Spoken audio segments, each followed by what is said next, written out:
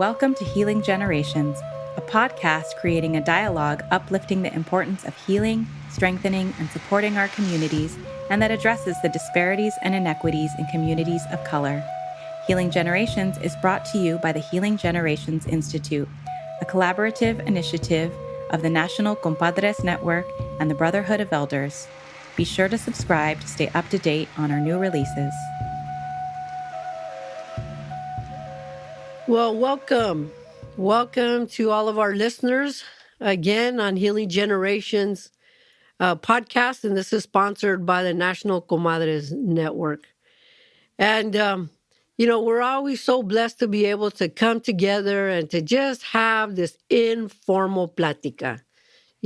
Just a conversation between mujeres and our job, which is such an amazing privilege, and I know my comadre would agree to this, is that we get to interview and talk and have these conversations with amazing, amazing mujeres. And of course, this afternoon or today, depending where you are at in the world, I'm in the Bay Area in San Francisco. This conversation will not be a disappointment. It's going to encourage you. We're going to have a lot of fun, just like every other one. And I know beyond a shadow of a doubt that there's going to be a word here said today that is going to just light that fire within you. And so as I welcome all the listeners today and thank you for joining us, I'm going to turn it over to my comadre. Comadre Susie, how are you doing today? And how's it going down there in L.A.? I'm doing good, Maestra. Thank you for asking. The sun came up. I'm thankful for another day of life.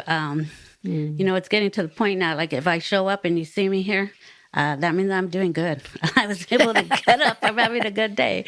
And I don't take that for granted anymore. I used to kind of take that for granted, but now it's like, no, it is a gift. It is a gift to be, Creator blesses us all with another day to start over, make new choices, and just keep going forward and trying to do the best that we can do, trying to maintain our balance as mujeres and all the work that we do. Some days are better than others. But today's a good day. Thank you. Really excited about our special guest today, our comadre Lidia Doniz. So honored to have you here with us. Thank you for agreeing to come on and share your medicina. She's a very powerful mujer in the community for many, many years in the public health department on racial equity. She's a powerful advocate. She's a circle keeper for mujeres in the Santa Clara County. She's my danza sister. We get to pray together and dance with our feet, offering our prayers in motion. She's a great mom to two beautiful sons, Pakal and Balam, which I'm sure she'll talk about. And we're just very honored to have you here. It's been a long journey, and it's something that we wanted to do for a long time. And just gracias a Dios to Creator that the moment has come.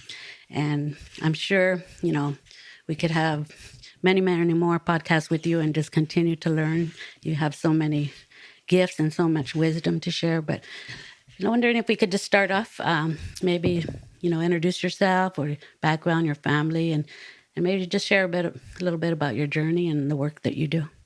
Por favor. Thank you. Yes. Before we start, I'd just like to say a couple of words in Cachiquel, just to remind us and ground me, especially, being in different spaces and different places. I need to ground myself. And that's something that I've learned, in Círculos. So I'd just like to start off by saying thank you to Heart of Heaven and Heart of Sky. Ukushka, Ukushuleo, Matios, Beleje, Kanil, Sakaritnan, Sakaritat, Matios. So I just wanted to thank the energy of the day, which is Beleje, which is 9, which is an energy of female energy, and Kanil, which is our seed, abundance. It's literally our food. It's our children. It's our thoughts and our ideas, and how do we create this powerful energy and use this energy of abundance and wealth for the seeds of health, for the seeds of love, for the seeds of our own wealth, whether it's financially, whether it's spiritually, or it's emotional, whether it's physical. So thank you so much for being here. I'll tell a story about how much I wanted to meet Maestra Susie before meeting her. But I'll talk a little bit about myself. My name is Lidia Modesta Doniz, and my Nahuatl name is Tlahuishaya. I am daughter of Susana Ortega and Francisco Doniz, raised by Arturo Rodriguez. I am mother to my two man-children, Bacal and Balam, which I'll talk about them as well. I'm a comadre. I consider myself a student, a team captain of sorts, and a bridge maker. I think I'm right now. I'm feeling like I am starting to say the quiet things out loud, and hoping to open doors, create doors, go through windows. Find different ways to break down some of these gates that are in front of us, and for us to collectively come together and regain our cultural, spiritual knowledge that our ancestors and our current maestros have before us. So thank you. Oh, I would be remiss to say, I'm from Guatemala, raised in Inglewood, right? I can never, I'm in the Bay Area now. I'm a transplant. I can't say I'm from the Bay Area because I'm from Inglewood, and my Inglewood people know it's not LA, right? I mean, love LA, but Inglewood is Inglewood. So shout out to all my people in Inglewood. Right. That's a part about that we all have, right? Right. And and it's really a place of where we come from. We make light of it sometimes and go, yeah, I'm from there, and I'm a transplant, but let's not forget where I originally come from, right? Right. And I think that talks a lot about who we are as a people and the importance of it, right? Because I think during time we've been separated from that, and because of that separation, it's really allowed a wedge, to come in and disconnect us from very important things that we need to know and that we need in our lives to help us to go forward, right? If we don't understand where we came from, it's how are we going to direct where we go? And so, Maestra, would you be so kind to just share that part? How has that journey been for you? What were the adventures of life, right? That kind of brought you to this place. And it's a joy for me to have you today because this is my other comedian sister. Right? I was like, how many jokes can I tell today? She enjoys that power of laughter and healing that comes through laughter as much as I do. And so, yes, would you just kind of share some of those things and then connect them culturally, as those teachings, how have they helped you? Yeah. I mean, I must say that I am from the cosmos, the more and more. A little bit of my head in the clouds. No, but really understanding the bigger picture of connection, right? And I have a connection to my country, right, where I was born, being connected as an Indigenous person, but also thinking about just the different generations and all the different life and energy and molecules that make up who I am, right? And that connectedness of like, I'm part of something so much bigger, right? Mm-hmm. Part of this universe, part of all my ancestors, right? All their DNA, all like from all the small cells to that connection that I have to the sun, right? And beyond. So, I just want to acknowledge that I'm learning more around just the Intloke Nawake, the here and there and everything, and how that's so vast. It's so big. So I'll talk a little bit about the limited experience. I'll say my conscious experience, because I think I have such a broader subconscious experience. But, I was born in Guatemala. My mom, is from Guatemala, and during that time, people, indigenous people, and people, who've been colonized, had to make decisions around who could go to school and who couldn't go to school. And so my mom, again, grew up, working in a Chinese restaurant as a young girl. She was 7, working, was sent away to work at a restaurant. And then when she was able to come and work for my grandmother, she was brought back to my grandmother's home, and my mom was like not having it, and so she ended up, getting together with my dad at a really young age and making some very difficult decisions, right? And as I'm an adult now, and as I'm a mother, I really have learned a lot about my mom and the decisions that she was making when she was 14, the decisions my mom was making when she was 17, the decisions when my mom was 22, right? Very different decisions that I made at 22, right? So my mom decided to join my father in journey of hope.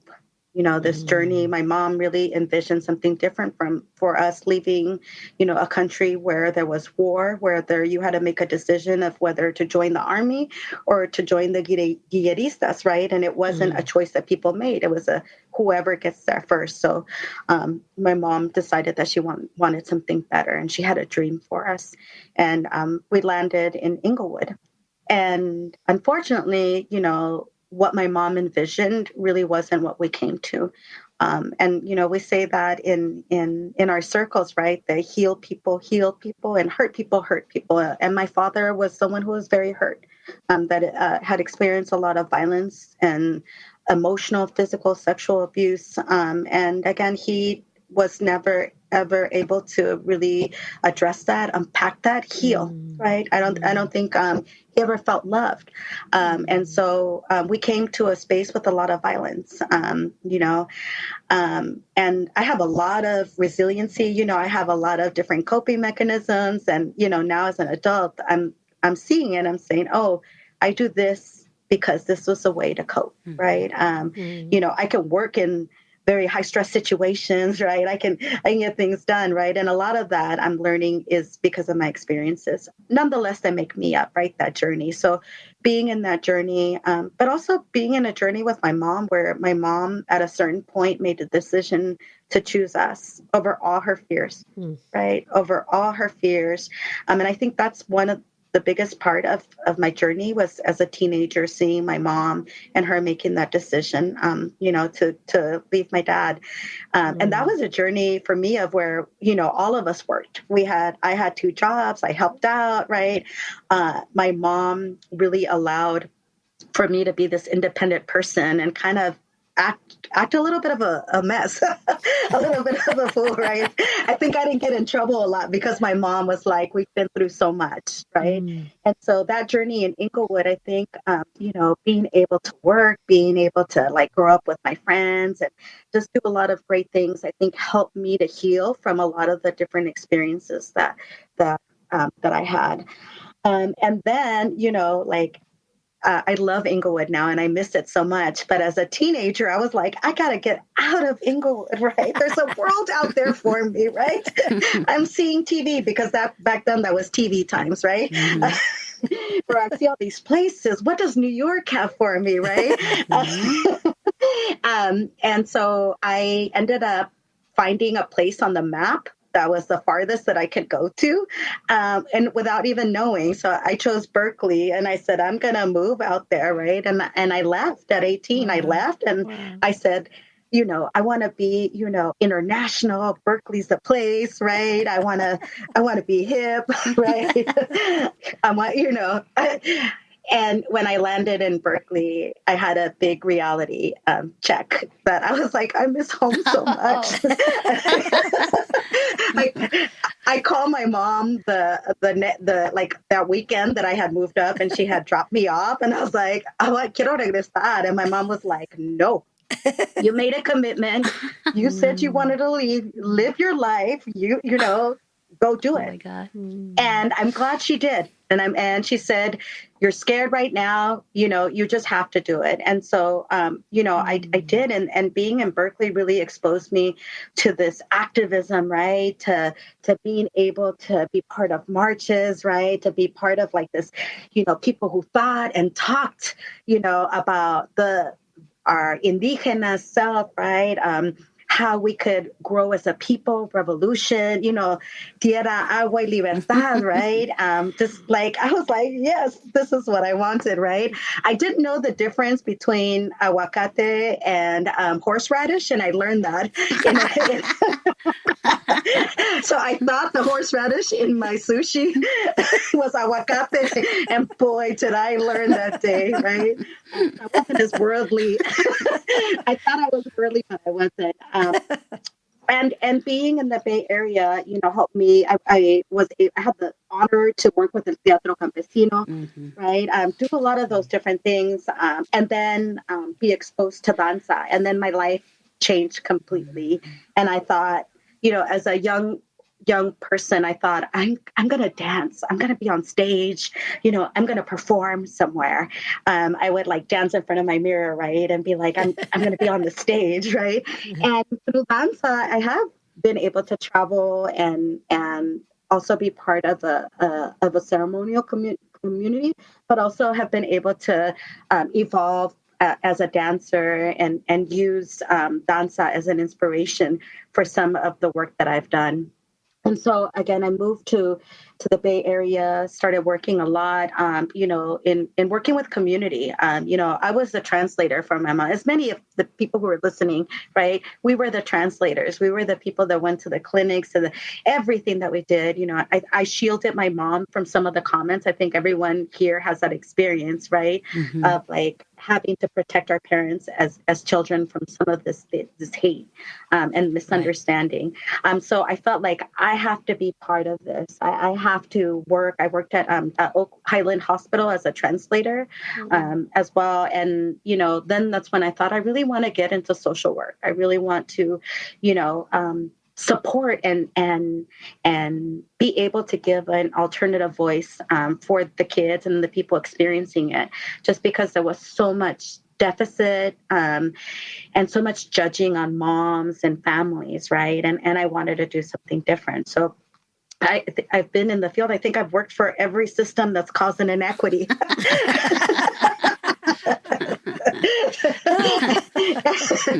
No, but I have been in different systems, right? And being in those systems and just getting an understanding. And then I realized the work that I have to do has to be more on a systems level, right? More than just, not just being a caseworker, because I think it's really important. Right. And there has to be a systemic change for caseworkers, people that work with community, to be able to actually do their work.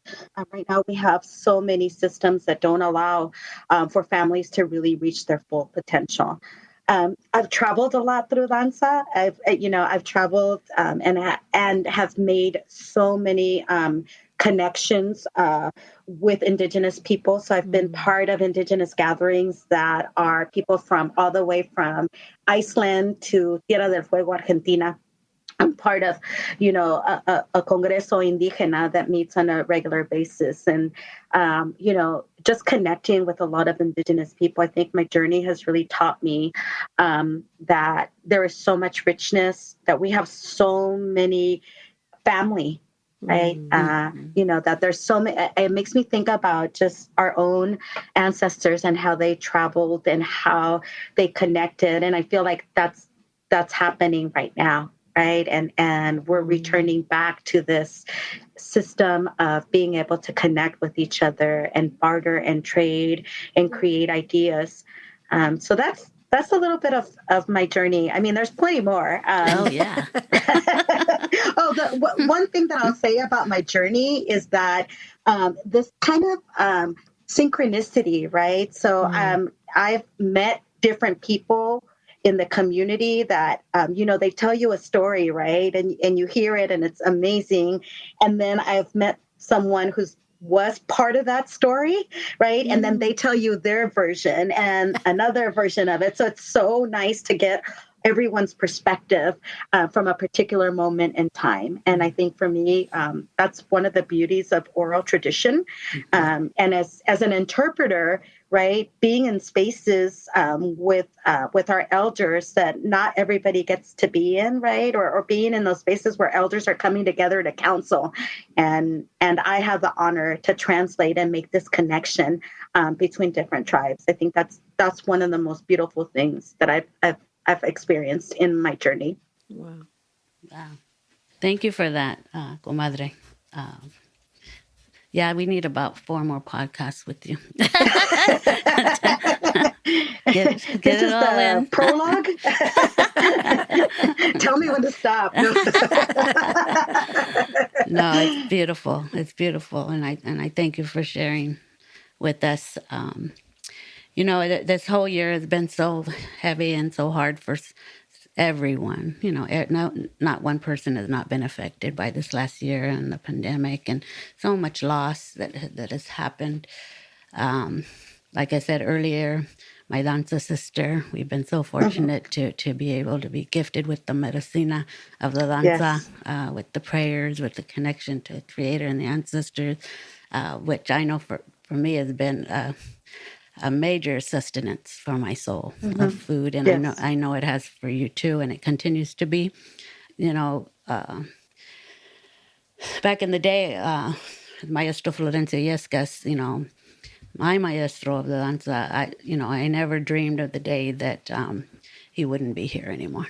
I was like, no, that's not part of the story like that. He's gonna live forever. And unfortunately, in 1986, he did pass, and it just broke my heart. And it's been a long journey trying to heal that for myself, and also to continue honoring him. It's been over 35 years, and I still healing and still trying to keep my danza going, dancing with life. So I know this year when you had reached out to me, and unfortunately your maestro had passed, Maestro Manolo Sanchez, my heart just broke for you. I knew exactly. I just felt, I'm there. Like, I know my heart had just wanted to climb through the phone and just grab you and just hold you, for 100 years. But I know, as the time has went on, that the best way I can honor my maestro is to continue, passing on the traditions, the teachings, the lessons, to keep his spirit alive, and to keep the traditions going. I'd like to ask you the question now. I don't know if you have time to even contemplate it, but maybe if you could share with us a couple of the lessons that you intentionally want to keep alive that he taught you for yourself in your daily walk, but also to continue to teach this next generation so that those traditions can be preserved and taught and learned for many, many more generations to come. I don't know if you could be willing to share with us some consejos on that. Yeah, thank you. Thank you for, we were celebrating Mexica New Year on Valencia between 22nd and 23rd, right in the heart of the mission. And I had just so much emotion. And I thought about Manolo, right? And I thought about, being in the mission, being in that beautiful time in the 80s and 90s. I mean, I got in there in the 90s, but just how amazing it was to be part of the circle of my maestros, right? And being in their space, in their company, and everything that they taught us, right? And Manolo Sanchez is, and I would be remiss not to name my other teachers, Irma Pineda and Alvaro Telles, who, are leading Teocalli here have led Teocalli, for the last over 25 years since Manolo left, right? And yes, I would say one of the things he taught me, one was to mark my steps, right? To be disciplined about danza, to take that time to really practice, right?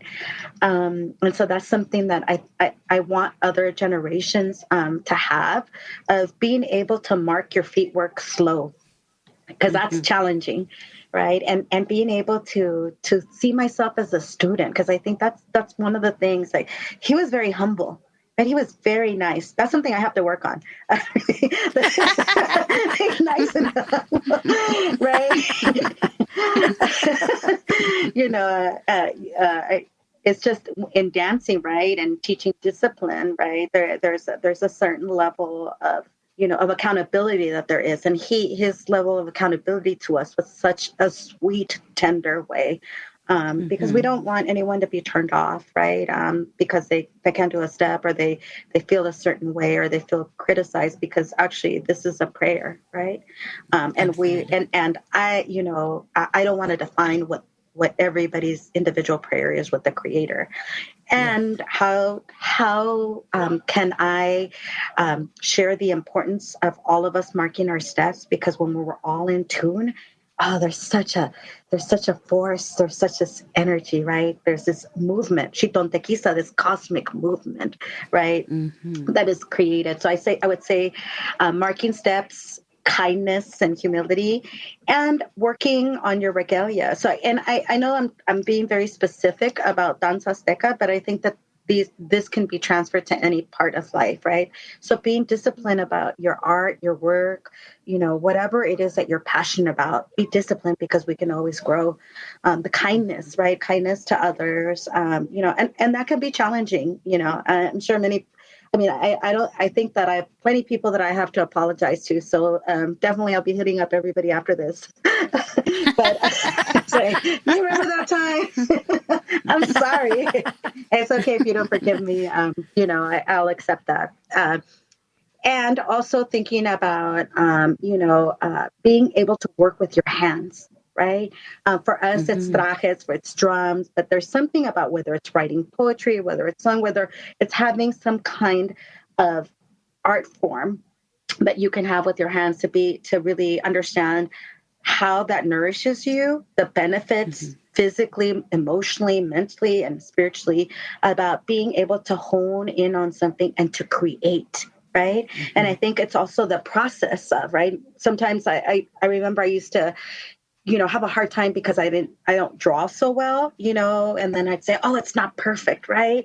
Right. But understanding that it's like the intention that I put in, and the more I'm connected with that intention, it comes out in that way, and it says something about me. And also there's a level of growth. There's a point of reference for growth for me. So, and again, Manolo, taught us to be kind to each other and come together. And this love for his art, right? The love for expressing and showing people. I think it was, Florencio Yescas used to say, we only have about 30 seconds to reach someone. So how can we teach that esplendor, right? How can we connect a person to their roots, in those 30 seconds? And so for me, that's something that I will always carry with this, like, want and desire to be the best that we can be for other people, right?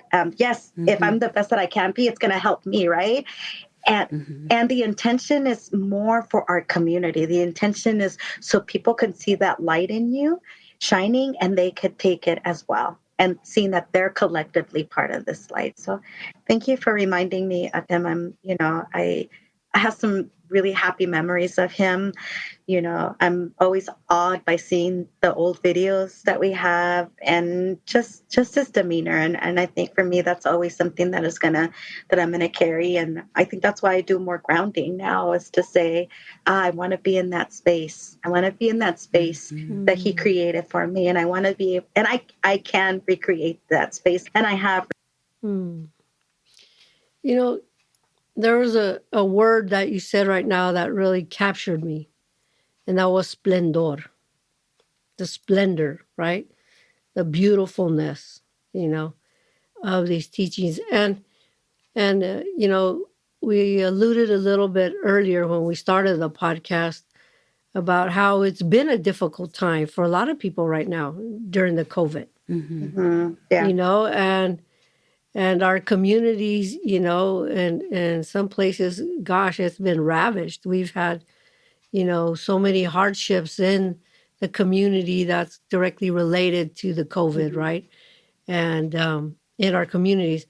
And so, I'm wondering if you could share, coming from that place of cultura, right, in your experience, how do you share that splendor with the different environments that you interact with? Because I know you're very involved. I know there's a ceremonia piece, and I have been blessed to be with you in that setting. You're a circle keeper. I've been blessed to be with you there. You're, in the community active. You're interacting intergenerationally with youth all the way to adults. So how do you bridge that, so that you offer that splendor? Right. Thank you. And again, I have so many maestros, right? That is like a podcast of podcasts of all my maestros. Right. So I also want to also call my maestro Pascual Yakshon. He's an Akik from the Bay Area of Mayan spirituality. And so, yes, really having those teachings and understanding what is the representation of each day, and how do we get back to what our people manage their daily life, right? How our ancestors were able to have a political system, right?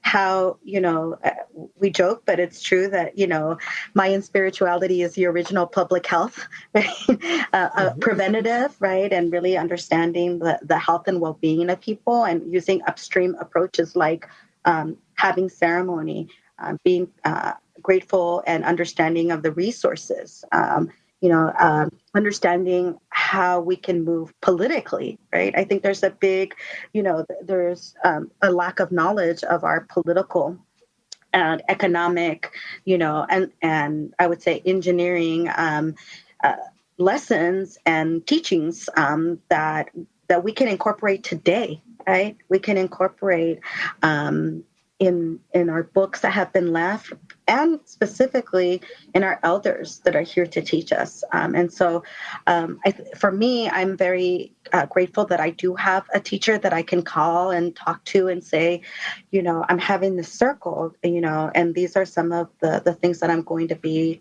addressing. How can I maneuver through this, or what are some lessons? And again, my teacher is always reminding me of, like, what is the energy of today, right? And how are you going to use that energy? How is it connected?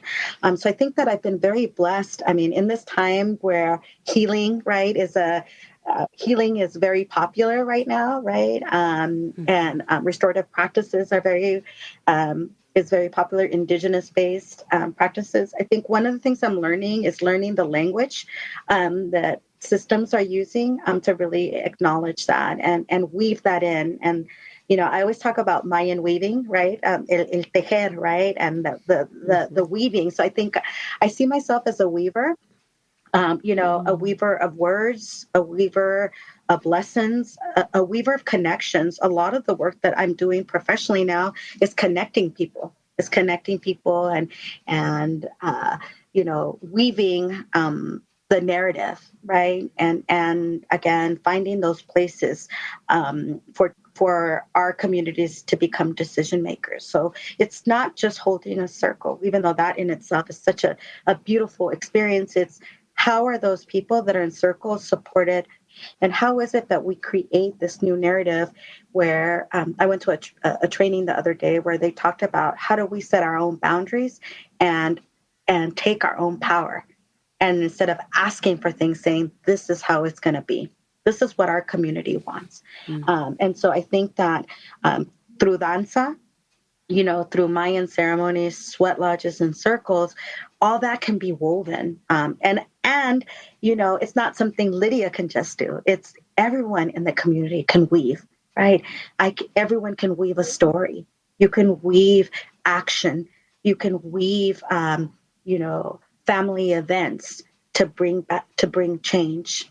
We can weave intergenerational knowledge, connecting youth to elders. The last person I'll call out is my comadre Marta Esquivel, my best friend, who's she's the grandmother of my children, but I connected in an intergenerational way as a young adult in my early 20s. I was able to connect with a very strong woman in her 60s that really guided me and guided my mom too, which is the beauty of it, right? Like this circle of bringing my mom and I together, and even her being a mother figure to my mom, and that was so beautiful. But again, understanding this connection of what the importance is to connect with others. And again, I think that all of our cultura, whether it's through dance, whether it's through poetry, whether it's the lessons that we learn, whether it's making art, can be woven in. And then we can begin when communities start understanding the beauty that's within them, right? The lessons, the treasures, then we can start weaving in that economic power, that political power, that power that's needed for change, for the betterment of our communities. Beautiful.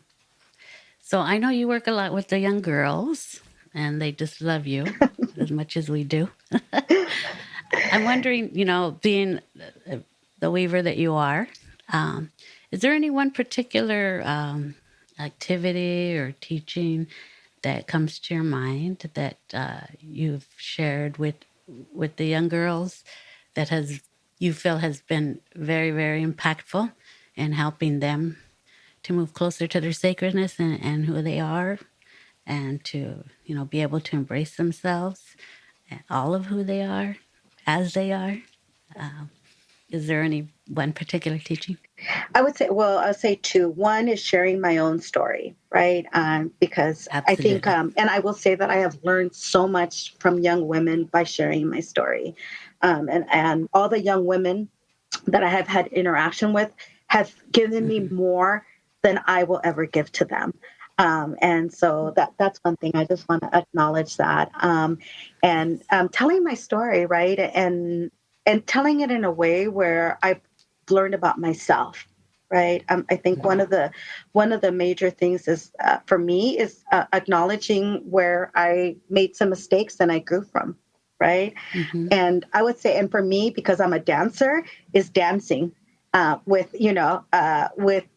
young women, and just having a space for them to dance and let it out, right? And again, I think about just I think my activity is really meeting them where they're at, and not judging, and not saying, well, you made this mistake and now this is what you have to do, right? Or telling people what to do. I think for me, one of the best strategies I think has been for me is listening. I like to talk a lot, and then once I talk and talk and talk, I get it. I'm like, oh, that's what I need to do, right? And so one of the things is, rather than for me speaking, I know there's conocimiento that there has to be, but I think listening and having a space for young women to talk.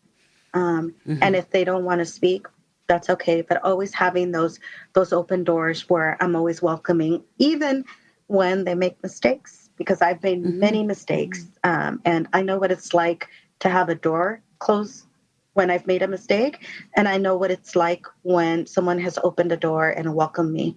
And I think that that's something that has helped in building relationships with young people. Another thing that I've done is double dutch. I'm from Inglewood, so not a lot of people know how to double dutch, and so teaching young women how to double dutch has been a really good strategy for me. Again, because some people only know how to jump rope with one jump rope, right? And then having this, like, I think it's reminding. I think in having that experience of trying something new, right?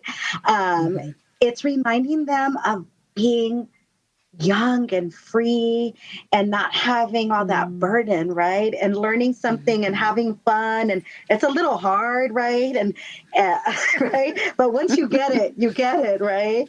And so I think for me that's part of it, is that it could be any activity that reminds you of your innocence.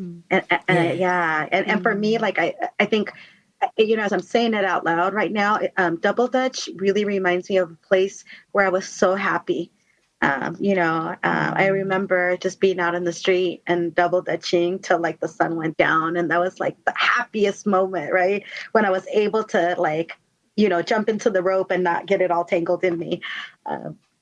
So yeah, I think if there's women out there listening or anyone who identifies as female that's working with people who identify as female, I think it's important to get to know what is it that brings them back to their innocence, because I think many times we go through that so fast, right? Or Right. some of us may not get a chance to have that like playfulness, right? And so how do we create a space of sacredness for playfulness so we can be reminded of our innocence and that happiness that comes with doing just one simple thing? Yeah, that's great. Now I know where your medicina of laughter comes from. It's a great, powerful medicine. Yes. Yeah. I do know that you're involved with the Mayan calendar keeping, marking of the day, and the prayer. 'Cause Yes. it's really at the end of the day, those acknowledgments are a prayer, an acknowledgement of the energies that come in and the purposes, and how do we then take forward, the light, that energy with those intentions. And part of that conversation, I know that there's a lot of abuelos on that call, and they're giving of their own consejos and their own understandings.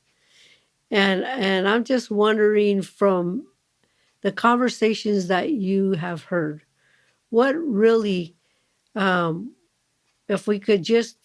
you could represent that voice, what would be the consejos, or maybe even some of the concerns that they have for the next generation and for us that are presently in this dimension, this day and time? Mm-hmm.